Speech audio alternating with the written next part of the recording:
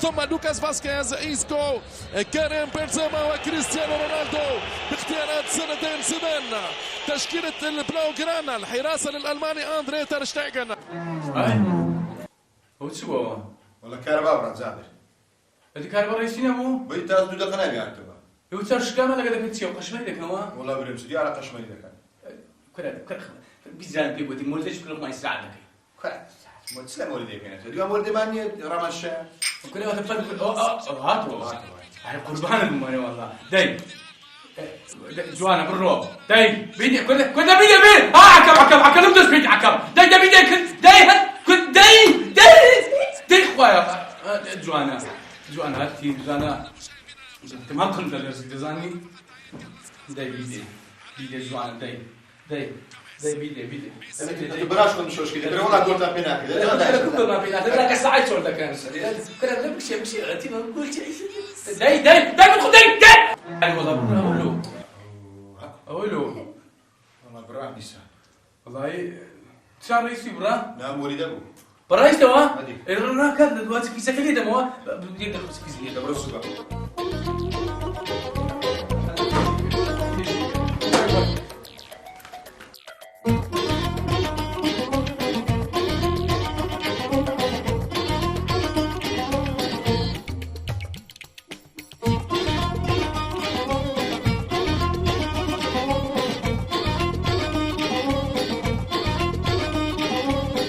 كره دميدي هي ياخذ بالشارع هذا بدك كريستيانو عم قلت زار جول يبكر سيبوا جول له كره جول يتصير جول من قدك ليه اليوم ما نافل داور شاين جارا دي كريستيانو بريدي روي بو جوانا براو شو تدري جوانا بس هلكو دي انا باشا بالصلاه بدك جامتو في زيد ديوا لا والله يكون يهدي في زدك لا تبرو في زيد من جبل وجه المباراه قربان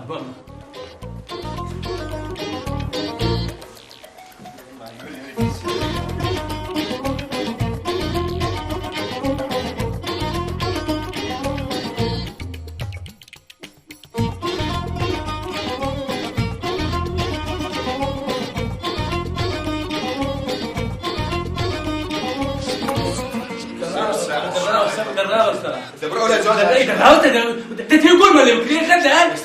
خلاك تملاك ده يقول ما لبكري جوان روي جوان عارف قربان زيادة هاتي زيادة حكم مش نقدر نقول لو حكم لقمي كله فار مني ولا برو او تشي بوفير حكم لي قبل شلون جول كان هذا كان بقوم لي ما باش فيبريم بقوم لي ولا قدر يصير اللي برشلونه يجيب اقصانا ونيا سيجول قلت وني قلت كان زاد قلت ما فهمت شو حكم لي 100 شتيوانيه زي ما لو خذها في الزكاه كذا بشيء وكذا بهذا هاتي الأول دي ولا كوبنا كذا قلنا شيء هو ميسي كره كريستيانو تياتو ها عشو داري ولا ويجر كره لا جوانا برو داي بدا جول اتباش ثلاثه من جان دوا اي والله بجان مو اللي له فيزيك كريستيانو اي والله تشوان مو كاكم تعاون ما قرعه تشيو ولا تشيو كلا في زياده ما في زاتوش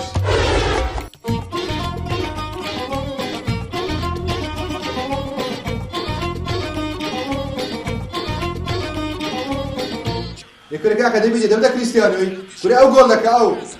شوفوا كره من هذا كريستيانو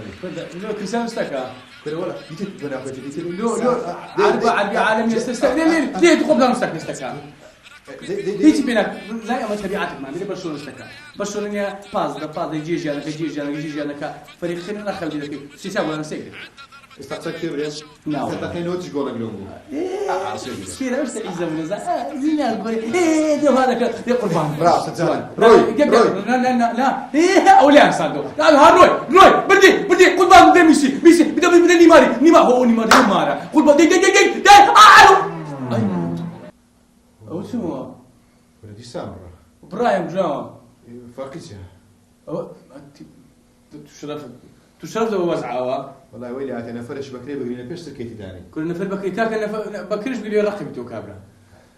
والله وزعني بقرعان يعني كهرباء توقش بين ما بيدك يعني بدي اقش بس كهرباء سكين ولا ولا تمشي كما كانك تمشي كما بشرف مستاكني تورب بمية وخم بكهرباء وكم كهرباء نخبي وخبي بكوجي زاني زدوا ياخذ اعدام كهرباء لا كوجي كهرباء فنزل يخنا وكهرباء استرنا لا كهرباء في زكاه سكين كما كنت والله يتشي والله يوم تواعص بروح في زكني بدو باشا عم بتصير برضه بعد بيت ما عندي مخالفه وساوي شيء مش قوي انا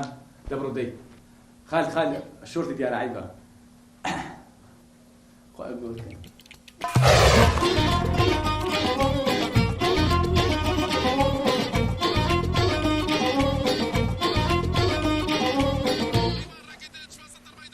ان شاء الله ساخالي توسي تقول يسك دكان ان شاء الله خويا زادر كوينك يا لا والله يا شوي جوان والله ها زيدان يكون دبيني كل دبيدي ولا يبيدوا الشارع ولا دبيدي تيشي مش يحترم قبل عيب امي فلان كل اخويا قالت لي نعم لا فقد دمته يسوق نبريا بتعمل بالشيء بتقصد معنا انا بس تشكو بتاعك يا زي لاعب ثاني يقول اللعبه زي ما دفتر كذا شهان قال عاد ممكن يشغله لي دفتر زانيه كل ناس يكون لي ايه ما يجي انواع اللعبه كان قريب قال يقعد يعني كذا هذا عاد دام ولا اوسط خالد وفارق شنو شو دينا هي الريوشي متواتر ان شاء الله زاد الروي زاد ولا ولا الروي داي فوتبول او تبو او خذ سداتو كل فيزيك الانسان كان تشوكم لشين دركات تشوكم كل ده ولا اخواني ولا ايه ولا ده نشتش كاك بقر عالم تعامل لما كاك باباش بيبرم زاين سيام زاين استكام تشيو ده سيدي ولا تشيو ده سيدي اسمك كاسري هذا اسمك كاسري هاي ولا هاتوا والله هاتوا سلسلات أول روي ولاد نفسنا كل بقرا على لعبة هذه ماديين يا باشا ساتر أو دبي لعبة في زلة أنا والله زوجي ولا في زلة أنا كنا نستكع الكهرباء كوا ولا الكهرباء كنا فولا دائما بنرشي لعبة شابي كنا قلت له وعش قلت لي الناس سعيدة هنا كل هم ركعتهم مولدية وتمولي تشوف الكهرباء جدا براس هذه بقرا روي جوانا أو هيك قراصة كويس يك تشتغل من بشتيها بريخ فلات تدخل خالد خاف لو يدخل مش شانس اجا شانس من النبي لو جم الريال وبرشلونه كتا الروش يبقى قانونك او هاي بس زاد سارقنا بس زاد سارق بتروش والله هاري بقرعه هذا بابا شو بيسيا يعني قبل شو بكهرباء دبي فاكر ولا ديال الشعن قال يشتي بديالته شعن الله يو اديك تلفزيون والله خسيتي دي جوانا ولا كاك ولا من سيبردي جان بدا نيماري وي نيمار دي بدا سواريز نبو ولا هو ديفيس غازيل سواريز ده باشا او لاعب كينجو بدا سواريز بقول غازي ده لا تلتي كل وازينه ادكو يا زاني بيسي ورقه غرامك هذيك بيسي ورقه جاتريش بدام بعد زادت معلومات باش واو رجال قول كلام ولا بود زبسي كباش دوله شهان او كره يمتاز الغزي داي لو كردستان والله وين قلت بابا دي جوانا برو جاي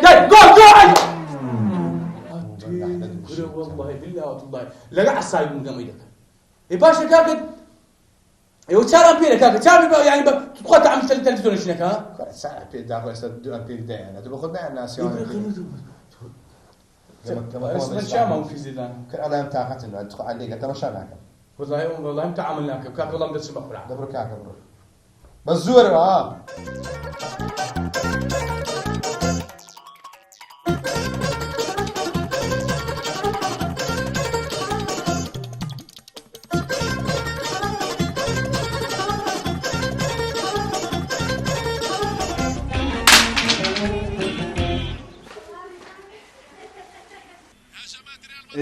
كل ده بيدي كاكا ده بيدي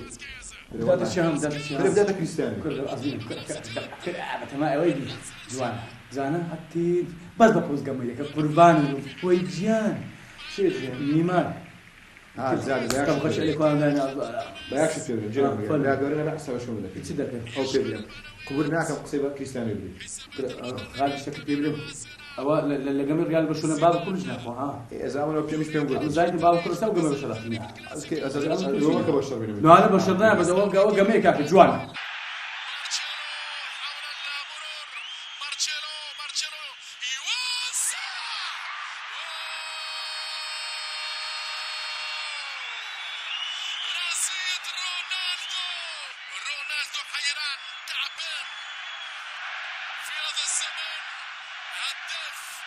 تشجيع الليغا ب10 أهداف من 13 مباراة. ليو ميسي عدل نيمار يقوم بالمخالفة. خوزر معربه أي والله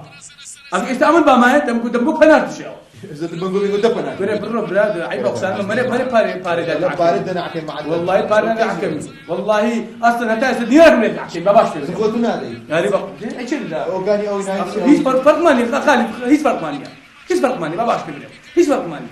الزوان دي دي بقى بيسي بخوي والله مستعجل وابيدك انت ما شاء الله ميسي خذ هو احسن من الفنجان ده اگر ميسي او جول يلعب ايه بدنا ناخذ مشاكل كان بس لك نقول كل شيء بقران لك مشاكل هالجول ليش الله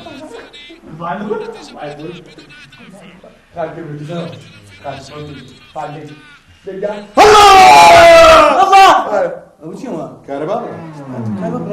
لو قشمري دقيتو ها لو قشمري بيننا ما قشمري قوينا ما هي جول كم لاعبك ما لعبتها استدرت لك قشمري ما في ذكر كان او شيء قصدك دكيوا شيء برام تاعك نبرد بكره راب زمو شي ديوا شيوا شيء خايف كهرباء ما في خواته مارما كويا والله ما ودري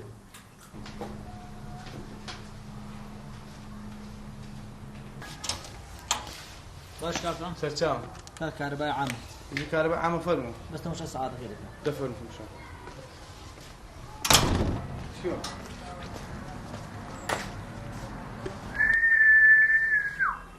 وتستان كده وكلها شي كاكا كوتري كده كوتري لي فري او تشيوا وتستان بيك والله يقلب ما بيك دي تشيا قلوبك اه ومعمل غسالة تاني نقول معمل جبستاني تشيو تشتدا بيك ولا ما عملت بسي والله يقلب تلفزيون ما بيك والله انا بصوت زارات دوسات زان والله صوت بنزان دي بنزان كبالو خدي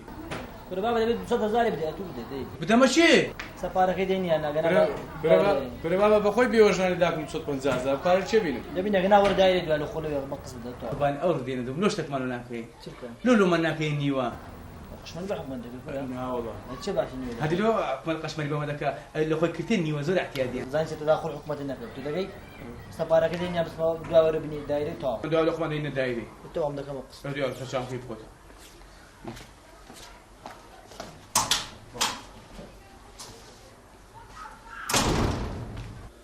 سوى شو شو كاكلو لا كيف ما دي لساعه حيوانات انا فرقة خلاص اتوش شنبو لو 8 جرام زين شبرتوا يعني كنت خلاص بو اي والله تو كهربائي بس قشمري ما كده تقوس عوا سكين والله اي يعني باش بينات اسمه بازار كاكا لو لا تشع عندك العشاء ما نسيت مش يقول كله اسمه كاكا فرق وزع والشيء بهب كهرب بتشو هلا الشارع اشتك ما نمرنا شيء يلا خون دجويه باش بس يقول له قلت انا كويس بدكم زي ايمن باش دي برو غادي يلا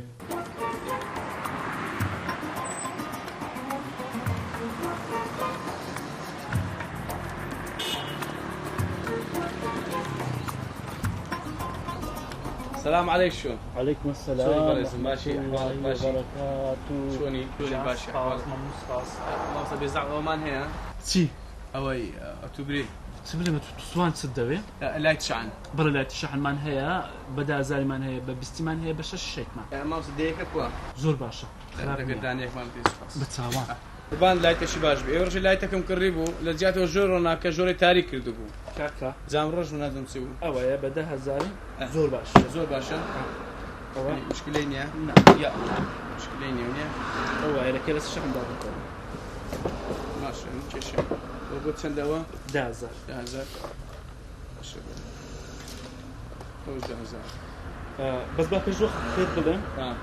9 ساعات لسر كهرباء دار من 9 ساعاتش شحني دات كي 9 ساعات كهرباء دار كجو 9 ساعات سكر يا ابني والله